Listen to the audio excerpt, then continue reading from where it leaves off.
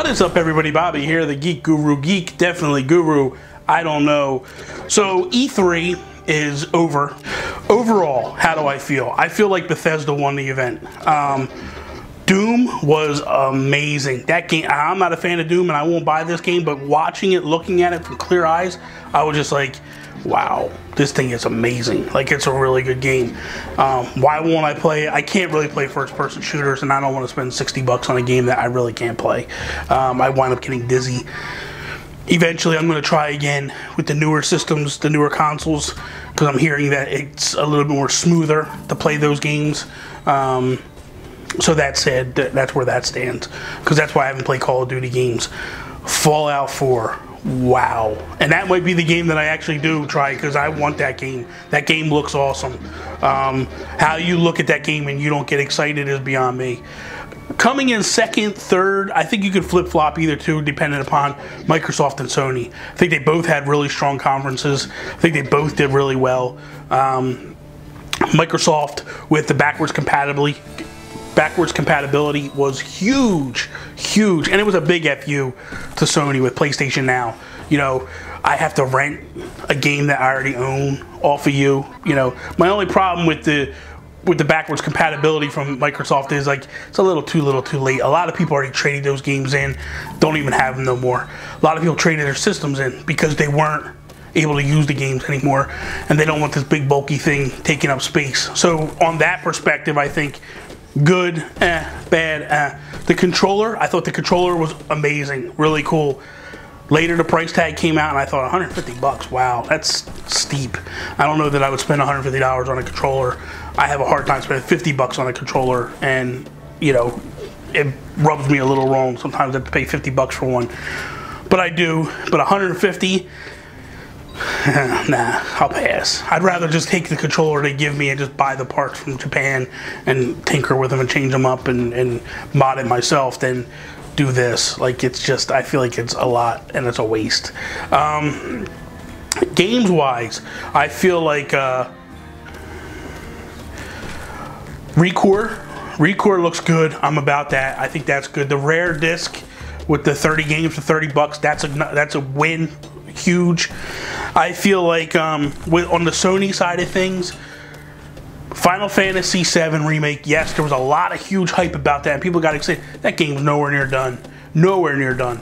Because when you watch the Square conference, they basically referenced it, and they said they're just starting development now. If they're just starting development now, you got a couple years, I think, to make that game really sing. Uncharted 4 looks great. I feel like it was a waste of time. I felt like Sony should have came out and showed the Uncharted collection. Show us where that is. Show us that. They didn't even talk about that. So I felt like that was a missed opportunity. There are some good indie games coming to Sony and Microsoft. I'm happy to see that. So I got 1, 2, 3. I could flip-flop those two. Depends on who you're a bigger fan of. To me, it doesn't matter. Coming in fourth, I felt was Ubisoft. Ubisoft just had better, a lot of stuff. But the problem with Ubisoft is they show stuff and you're not really sure, like, is this actual console engine or is this just amped up graphics, like with Watch Dogs? I don't know. But for the most part, I felt like they did a pretty good job. They showed some new stuff that was cool. EA, I felt was next. They announced Mass Effect. They didn't give a date, but they just announced it. That was cool. Their games are top notch. Didn't really like the Pele interview. I felt like you could have cut that, but that's fine. You want to put that in there? I don't. It is what it is. A lot of good games. You know, a lot of strong games. So that was good. Then Nintendo, I think, comes in, and then Square tails off. Square was just odd. You know, and I felt like if you watch Square, that's a lot of what Nintendo used to be, like an awkwardness between speakers and the translators.